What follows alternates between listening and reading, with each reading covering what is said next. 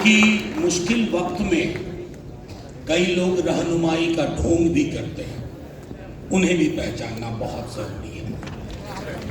असल में दिक्कत क्या है, आप सब जो यहाँ इतनी बड़ी तादाद में आए हैं, परसों मैं किशनगंज में था, एक बहुत बड़ा जलसा हुआ था, वहां भी गुस्सा वाजिब है, लेकिन ये लड़ाई सिर्फ मुसलमानों की नहीं है, हर हिंदुस्तानी आपके साथ। ये मसला ही मुसलमानों का नहीं है। आर्टिकल 26 का अगर मिस इंटरप्रिटेशन आज वक्त के लिए हुआ है तो कल किसी और चीज के लिए होगा और लोग हाशिए पे खड़े रहेंगे। इसलिए ये चुप रहने का भी वक्त नहीं है। दिक्कत क्या है ना, जिसने इस मिट्टी से मोहब्बत नहीं की वो इस मिट्टी के मिजाज को समझ ही नहीं पाया। ये अद्भुत मिट्टी है।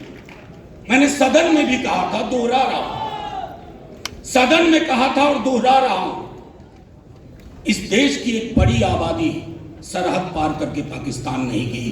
वो हमारे उनके पुरखे और हमारे बच्चे, भाई बहन सब यहां बैठे हुए हैं। अरे हम हिंदुओं को मुसलमानों को देखने की आदत है डेली, और मुसलमानों को हिंदुओं को देखने की आदत है। हमारे रिश्ते हैं सिखों ईसाइयों को, हम दोनों को देखने की आदत है। और इस रिश्ते की जिसको समझ नहीं, वो हमसे हिसाब मांग रहे हैं।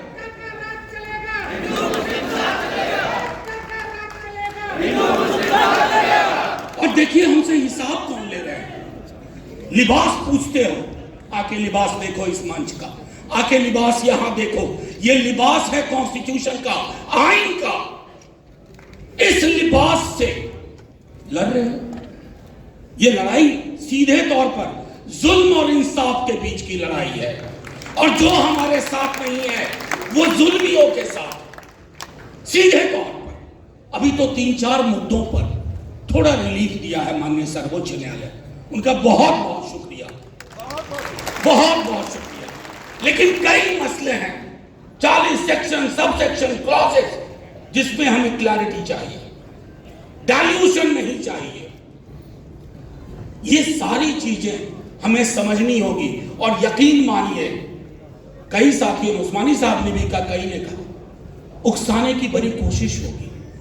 रंगा सियार बन के लोग बीच में बैठ जाएंगे, उनसे होशियार रहना है।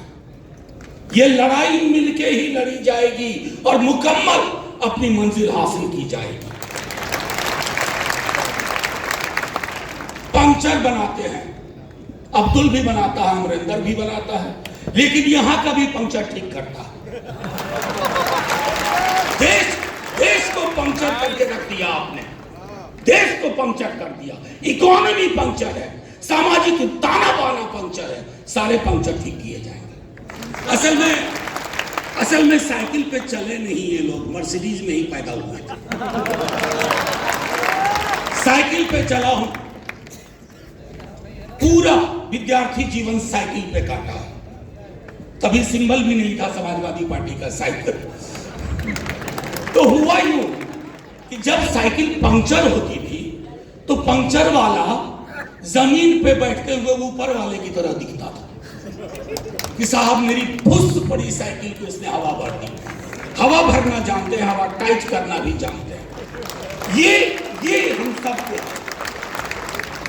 और एक आखिरी चीज कह करके अपनी बात खत्म करूंगा, क्योंकि थोड़ी तबीयत अच्छी नहीं लग रही थी, परसों किशनगंज से आया, अभी फिर कहीं जाना है।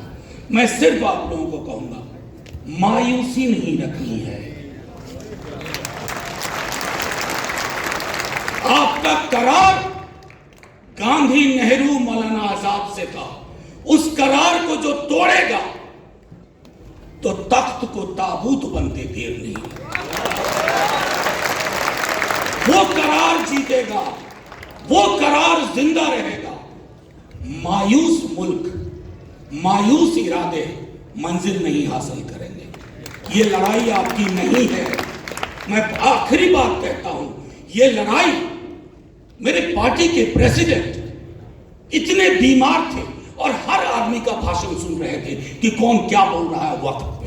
लोकसभा में 4 बजे सुबह तक, राज्यसभा में 3:30 बजे सुबह तक मेरे नेता प्रतिपक्ष यंग आदमी, लेकिन उन्होंने जैसे ही हम हारे, नंबर बहुत आया हमारे पास, जितनी हमारी हैसियत नहीं थी राज्यसभा में, 85 का आंकड़ा था, 98 वोट आए, 98।